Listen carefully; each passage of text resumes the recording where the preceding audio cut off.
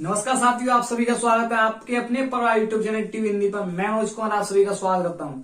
दोस्तों, जैसा कि आपको पता है, हमारे चैनल पर आरआरबी रेलवे ग्रुप डी तथा यूपी लेखपाल की क्लासेस लगातार डेली चल रही हैं।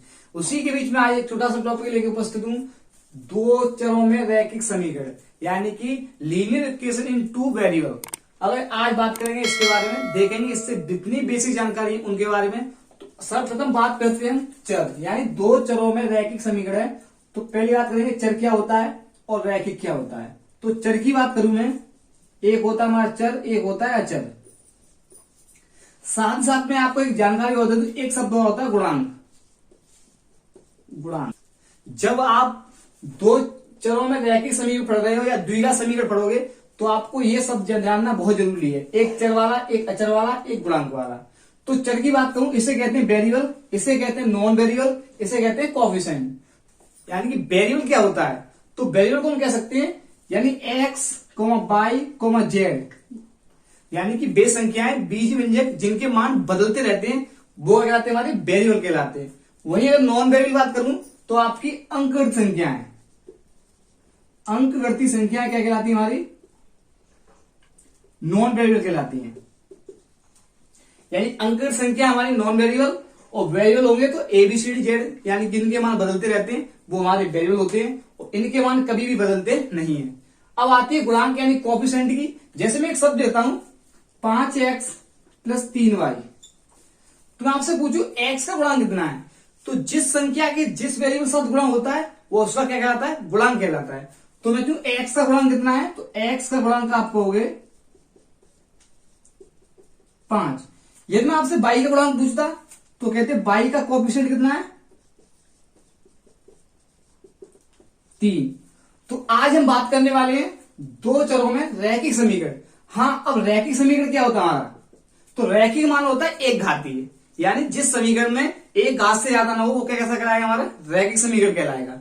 तो आज हम बात करेंगे दो चरों में, यानी दो चर है हमारे, एक x एक y, यानी दो चरों में बात करेंगे एक्स वाई होगा या एबीसी होगा या मान कुछ भी हो सकता है। तो आपके दो चर होंगे और कैसा होगा, रैखिक होगा, यानी एक घात का होगा, यानी कि एक घात का। तो आज बात करने वाले इसके बारे में, ऐसे हम देखेंगे बहुत ही मस्त तरीके से। बस आप हमारे वीडियो के एंड तक बने रहिए और हमारे वीडियो को लाइक कीजिए। देखते हैं, तो आपको दो समीकरण दे देगा इस तरह से।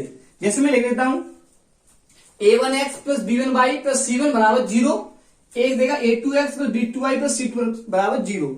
जहां आपके a1 या b1 या c1 माने या a2 b2 माने, ये आपके होंगे कैसे होंगे, अचर। क्या होंगे, आपके अचर होंगे। वहीं आपके एक्स वाई या कुछ संख्या दूसरे वेरिएबल दे देगा वो होंगे आपके अचर। तो यहां आपके क्या होने वाले हैं, एबीसीडी अचर होने वाले हैं, और वहीं एक्स वाई क्या होंगे, चर। और कोएफिशिएंट तो आप सीखिए, जिसके साथ गुणा हो रहा है उसका कोएफिशिएंट कहलाता है। तो आज देखेंगे दो चर में रैखिक समीकरण। तो आपको इतना ध्यान रखना है, अचर क्या होता है, चर क्या होता है, गुणांक क्या होता है। तो इससे क्वेश्चन बनता है कि आपसे दे देगा दो समीकरणों को। जैसे लिखता हूं 5x + 3y = 15। वही दूसरा इक्वेशन देगा 3x - 9y = 16। दो लाइन आपको दो रैखिक समीकरण दे दिए।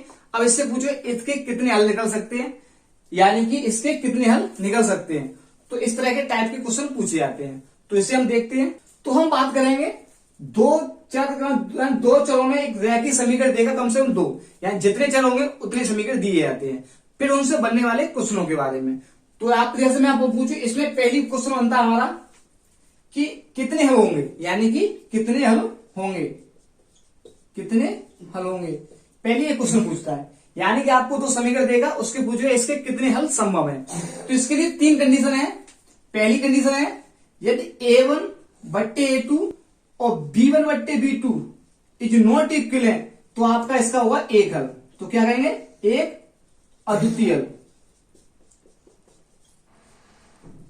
यानी a1/a2 यानी x के दोनों गुणांक का अनुपात वही y के दोनों गुणांक का अनुपात यदि बराबर नहीं आता है तो हम कहेंगे इसका एक अद्वितीय हल होगा। यदि आपका इसका a1/a2 = b1/b2 आए तो आप अभी ना ये कह पाओ इसके कितने हल होंगे। तो आपको चेक करना पड़ेगा। आज 3 कंडीशन होती है। एक कंडीशन होती है A1/A2 इक्वल B1/B2। तो आप एक चेक होगी C1/C2, यानी अचर को पद को भी आपको चेक करना पड़ेगा। यदि बराबर आ जाए तो आप कहेंगे इसके अनेक हल होंगे, अनेक हल होंगे। वहीं आपका यदि आपका C1/C2 बराबर नहीं आया, यानी कि अचर पद का अनुपात बराबर नहीं आया, x के अनुपात और y के अनुपात के बराबर नहीं आया, तो कहेंगे कोई हल नहीं होगा, कोई हल नहीं होगा। यानी सर्वप्रथम आपको क्या करना है, A1/A2 का अनुपात बराबर B1/B2 का अनुपात चेक करना है। यदि वो बराबर आता है तो कह देंगे, तो हम अगली C1/C2 कंडीशन को चेक करेंगे। यदि नहीं आता है तो कह देंगे इसका एक अद्वितीय हल होगा। फिर इससे संबंधित एक भाषा और पूछ लेता है, अगर इसका एक अद्वितीय हल होगा तो ये रेखाएं कैसी होंगी। तो अगर इनका एक हल निकलता है तो वे रेखा हमारी कैसी होती है, रेखाएं हमारी कहलाएंगी ये प्रतिच्छेदी रेखाएं। कैसी रेखा कहलाएंगी, प्रतिच्छेदी रेखाएं, इंटरसेक्ट रेखाएं। जिस रेखाओं का समीकरणों का हल एक होता है वो हमारी प्रतिच्छेदी रेखाएं कहलाती हैं। यानी कि और जिन रेखाओं के अनेक हल होते हैं वो हमारी कहलाती हैं संपाती रेखाएं। कभी कभी पूछ लेता है कि जिस रेखाओं के अनेक हल हैं तो ये रेखाएं कैसी होंगी, तो आप कहोगे संपाती रेखाएं। और एक हल है तो कैसी होंगी, प्रतिच्छेदी रेखाएं। और इसका कोई हल नहीं होता वो हमारी कैसी होती है, समानांतर रेखाएं।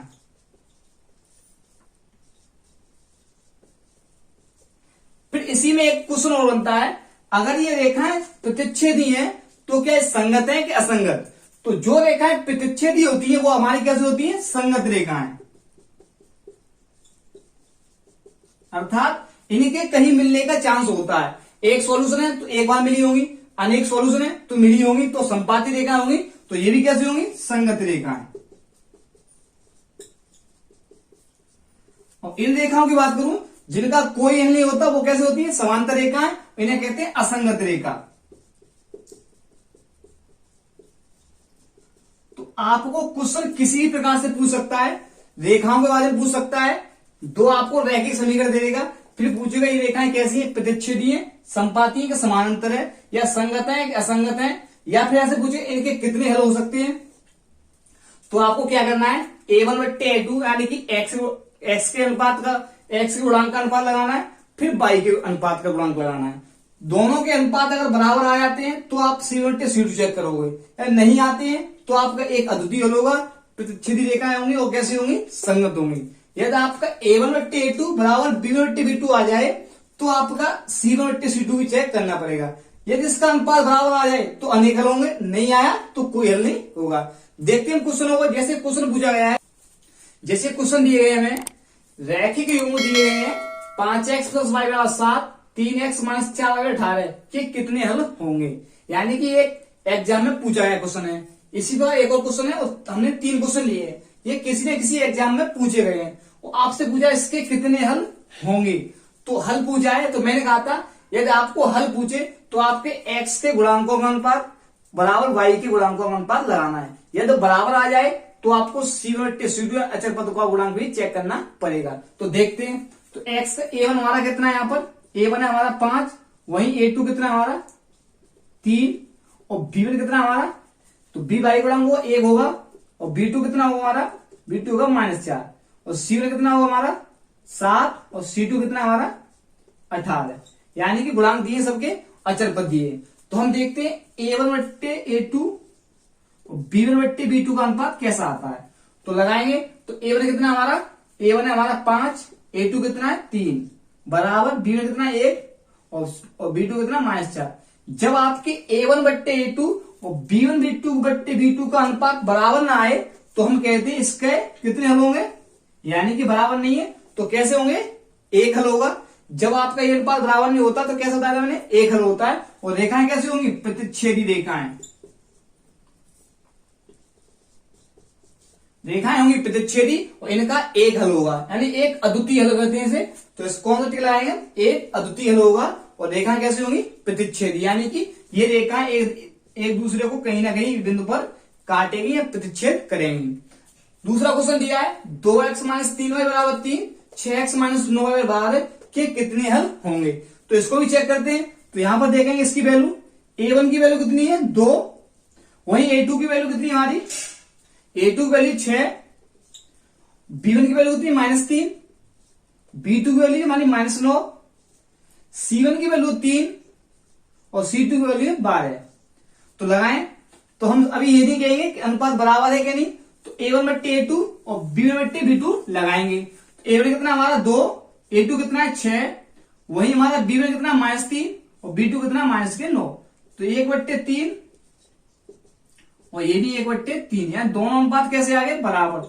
जब आपके दोनों अनुपात बराबर आ जाएं तो हमको क्या चेक करना पड़ता है, C1/C2 का अनुपात। ये नहीं आते तो कहते इसका एक अद्वितीय हल होगा। अगर आपके आ जाते हैं तो आपको C1/C2 का अनुपात चेक करना पड़ेगा, क्योंकि A1/A2 बराबर B1/B2 होता है, तो हमें C1/C2 भी चेक करना पड़ता है। यदि बराबर आएगा तो समान, तो हमारी जगह कैसे होंगी, समपाती अनेक हल। अगर बराबर नहीं आएगा तो कैसी होंगी, समानांतर कोई हल नहीं। तो हम C1/C2 भी चेक करेंगे यहां पर, तो C1/C2 भी चेक करेंगे। तो C1 कितना हमारा 3, C2 कितना हमारा 12, कितना हमारा C2 12। तो 12 लगाएंगे तो 1/4 आ रहा है, 1/4 जो कि बराबर नहीं है।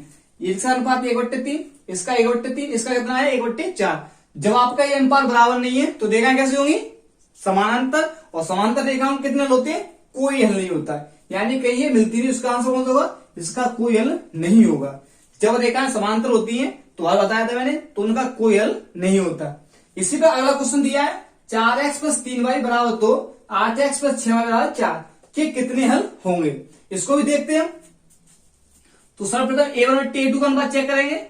तो हमारा इसमें A1 कितना दिया है, A1 दिया गया है हमें, A1 दिया है हमें 4, A2 हमारा 8, B1 दिया है 3, B2 हमारा 6 प्लस का, और C1 हमारा 2 और C2 है 4। तो इनका अनुपात चेक करेंगे A1/A2 B1/B2 का सर्वप्रथम।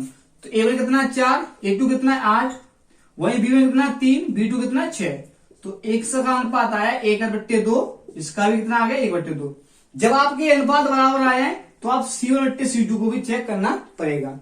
तो हम देखते हैं C1 कितना हमारा, C1 है हमारा 2, C2 कितना है 4, तो इसका भी अनुपात कितना आ गया 1/2। जब आपके तीनों अनुपात बराबर आते हैं, जो तीनों अनुपात बराबर आए तो रेखाएं होती है हमारी समपाती, यानी कि एक दूसरे के समांतर ऊपर चलती हैं। और जो रेखाएं समपाती होती हैं उनके कितने होते हैं, उनके अनेक हल होते हैं। तो इसके रहेंगे आंसर में, इसके अनेक हल होंगे, अनेक हल होंगे। और रेखाएं कैसी होंगी, समपाती, और कैसी होंगी, संगत। संगत रेखाएं होंगी, समपाती होंगी और अनेक हल होंगे। वहीं जो रेखाएं का अनुपात C1/C2 बराबर नहीं आता है उसका कोई हल नहीं होता। और जहां A1/A2 बराबर नॉट इक्वल B1/B2 नहीं आए तो उसका एक हल होता है। अब देखते हैं, जब आपको दो रैखिक समीकरण दे दिए जाएंगे, उनकी वैल्यू पूछेगा, तो उस वैल्यू को कैसे ज्ञात करते हैं वो मैं आपको भी बताता हूं। देखें क्वेश्चन को। क्वेश्चन दिया गया है 2x + 3y बराबर 13, 4x - y बराबर 5 हो तो x, y के मान ज्ञात कीजिए। जब हमको दो वेरिएबल में दो समीकरण देता है तो उनको हम कैसे 3 तरीके से सॉल्व कर सकते हैं। पहली विधि होती है हमारी प्रतिस्थापन विधि,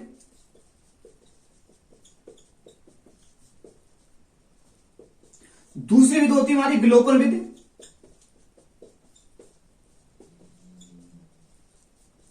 तीसरी विधि होती है हमारी ब्रज विधि। यानी प्रतिस्थापन विधि, विलोपन विधि और ब्रज विधि, यानी 3 विधि से हम इन समीकरणों को सॉल्व कर सकते हैं। तो हम देखते हैं, आज आपको सिखाएंगे इन तीनों विधि से अलग तरीके से, यानी कि आपको कुछ भी एक ही विधि लगानी है और आपको आंसर ज्ञात कर सकते हैं। जैसे मैं आपको बताऊं, अभी आपको मैं एक विषय करा रहा हूं, विलोपन विषय सवाल को। तो इसे हम विलोपन विषय सॉल्व करेंगे। तो देखते हैं 2x + 3y बराबर दिया है हमारा 13 और 4x - y बराबर दिया है 5। तो विलोपन विधि क्या कहती है, यह दोनों के गुणांक सेम हो तो आप एक गुणांक यानी x का गुणांक सेम हो या फिर y का गुणांक सेम हो, इन्हें सेम कर लीजिए, या चिन्ह सेम है तो घटा दी तो जोड़ लीजिए, और चिन्ह विपरीत है तो घटा दीजिए। तो मैंने देखा है एक्स गुणा कितना है 2, यहाँ कितना है 4। तो इसे सेम करने के लिए समीकरण 1 में मैं 2 से गुणा कर दूंगा। तो 2 से गुणा करके तो चिन्ह कैसे आएंगे, दोनों सेम आएंगे, तो क्या करेंगे घटाने का। यानी जब आपके किसी वेरिएबल के दोनों चिन्ह सेम से प्लस प्लस क्यों या माइनस माइनस क्यों, तो करते हैं घटाकर। क्या करते हैं घटाया। ये चिन्ह विपरीत है यानी कैसे विपरीत, तो क्या करते हैं जोड़। क्या करते हैं जोड़ते हैं। तो मैंने देखा इसे सेम करने के लिए फिर इसे सेम कर लेंगे, फिर लेकिन इनका कैसा होगा चिन्ह दोनों के सेम होंगे, तो क्या करेंगे घटाएंगे। तो हम लिखते हैं समीकरण 1 में 2 से गुणा करके घटाने पर तो 2 से गुणा करेंगे तो 4x प्लस के 6y बराबर है 13 दूनी 26। ये तुम्हारा 4x माइनस के y बराबर कितना है 5।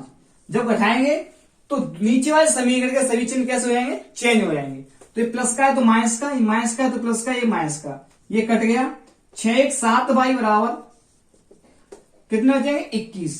कितना आएगा 21। तो y की वैल्यू कितनी आएगी हमारी 7 या 21। जब y की वैल्यू आया है तो आप किसी समीकरण रख दीजिए, आपकी x की वैल्यू लग आएगी। तो इसमें रखता हूं दूसरे समीकरण में, तो 4x माइनस के 3 बराबर 5। तो 4x बराबर चिन्ह आपका माइनस का है, पक्षांतर करेंगे तो माइनस किसमें आता है प्लस में, और प्लस किसमें आता है माइनस में, गुणा भाग में और भाग गुणा में। तो चिन्ह कैसा है माइनस का, इधर जाएगा प्लस का हो जाएगा। तो 5 + 3 तो 4x बराबर 8, x बराबर कितना आ गया 2। हमने देखा x की वैल्यू 2, y की वैल्यू 3। तो हमारा कौन सा सही है ऑप्शन, ऑप्शन नंबर ए।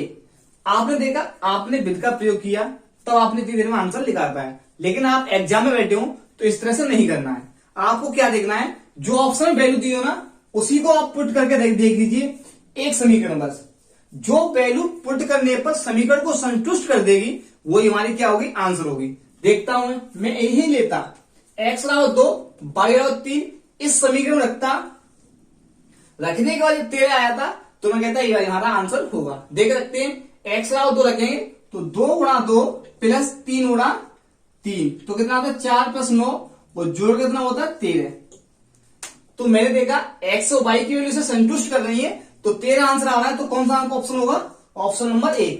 आपको ये नहीं करना है, यानी आपको इतना बड़ा नहीं करना है, सिर्फ आपको वैल्यू रखनी है और वैल्यू रखने के बाद जो इसे संतुष्ट कर देंगी वही क्या होंगे हमारा आंसर होंगे। जैसे क्वेश्चन को देखते हैं, जैसे क्वेश्चन दिया है हमें x + 2y बराबर -1, 2x - 3y बराबर 12 हो तो x को y के मान ज्ञात कीजिए। और ऑप्शन दिए गए हमें, इसके क्वेश्चन है हमारा ये आया हुआ है, ऑप्शन दिए हैं। पहला ऑप्शन दिया हमारा x बराबर 2, y बराबर आपका दिया है -3। दूसरा ऑप्शन दिया है हमें x बराबर 3, y बराबर -2। तीसरा ऑप्शन दिया है हमें x बराबर 3, y बराबर -1। वही चौथा ऑप्शन दिया है हमें, चौथा ऑप्शन दिया है x बराबर -3, y बराबर -1, y बराबर +1 है। अब देखते हैं ना हम इसे विलोपन विषय करेंगे, ना हम इसे प्रतिस्थापन विषय करेंगे, ना इसे हम वज्र विषय करने वाले हैं। सिर्फ इसे करेंगे तो किसे करेंगे, ऑप्शन से करेंगे। आप एक समीकरण ले लीजिए, चाहे ये वाला चाहे ये वाला। तो मैंने ये लिया समीकरण x + 2y बराबर -1 लाना है, यानी x की और y की वैल्यू ऐसे लीजिए जो सोल्वर कितना है -1। मैं अगर इसे रखता हूं तो कितना आएगा 2 + 2 गुणा -3 तो 2 बनेगा, -6 बनेगा, नहीं आएगा, ये ऑप्शन गलत हो गया। दूसरा ऑप्शन देता हूं, ये 3 रखूंगा तो कितना आएगा हमारा 3 + 2 गुणा -2 तो 3 - 4 तो कितना आ गया -1। यानी कि x की वैल्यू 3 रखी मैंने, y की वैल्यू -2 रखी तो हमारा कितना आ गया -1। इसने समीकरण को कैसा कर दिया, संतुष्ट कर दिया। यह समीकरण संतुष्ट है तो हमारा आंसर भी कैसा होना चाहिए, संतुष्ट होना चाहिए। मैं आशा कर रहा हूं आपको समझ में आ रहा हो। ये समझ में आ रहा हो तो हमारी वीडियो को लाइक करें और थोड़ा चैनल को सब्सक्राइब करें और शेयर करें। तो आप देखते हैं आप कौन सा होगा, x बराबर 3, y बराबर -2। जैसे एक क्वेश्चन हो लेता हूं मैं, एक और क्वेश्चन दिया है हमें x - 7 बट्टे x - 3 प्लस x - 2 बट्टे x - 9 बराबर 2 हो तो x का मान ज्ञात करो। यानी क्वेश्चन दिया गया है तो हमें x का मान निकालना है। तो मैंने कहा था आपको कोई तरीका नहीं लगाना है, सिर्फ आपको वैल्यू पुट कर रखनी है। यदि पुट करने के बाद समीकरण संतुष्ट हो जाए तो वहां क्या होता है, आंसर होता है। देखता हूं मैं x वाला 5 रखता हूं यहाँ, तो 5 माइनस 7 बट्टे x माइनस, यानी x वाला कितना 5, 5 माइनस 3, वही प्लस यानी 5 माइनस 2 बट्टे 5 माइनस 9। तो आपका कितना बचेगा, -2 बचेगा ये, और नीचे बचेगा प्लस का 2, और ये आपका बचेगा -3, और नीचे बचेगा -4। तो इसे सोल्व करने पे हमें 2 प्राप्त नहीं होगा, तो ये तो कैसा होगा, गलत। अब रखेंगे x बराबर -5, तो -5 -7 बट्टे -5 -3 प्लस -5 -2 बट्टे -5 और -9। तो हमने देखा 5 और 7 कितने हो गए, 12। जब दोनों चिन्ह सेम होते हैं तो क्या करते हैं, जोड़ देते हैं। तो -12 बट्टे माइनस के कितना हो गया, 8, और ये कितना हो गया हमारा, प्लस -7 बट्टे -14। तो इसे सॉल्व करेंगे हम, तो 4 दूनी 4 3 12, 4 दूनी 8, यानी 3 बट्टे 2, माइनस से माइनस कट गया, प्लस इसका भी कट गया, इसका भी 1 बट्टे 2। जब इसे का सॉल्व करेंगे लासा हो गया 2, तो 3 प्लस 1 यानी कि कितना आ गया, 4 बट्टे 2, तो 2 दूनी 4, यानी x बराबर -5 रखने पर समीकरण कैसा हो गया, संतुष्ट हो गया। तो x की कितनी होगी हमारी, 5 होगी। आपको कोई विधि नहीं लगानी है। मैं आशा करता हूं आपको हमारा वीडियो पसंद आया हो। यदि वीडियो पसंद आया हो तो वीडियो को लाइक करें, यदि आप हमारे चैनल पर नए हो तो चैनल को सब्सक्राइब करें। धन्यवाद।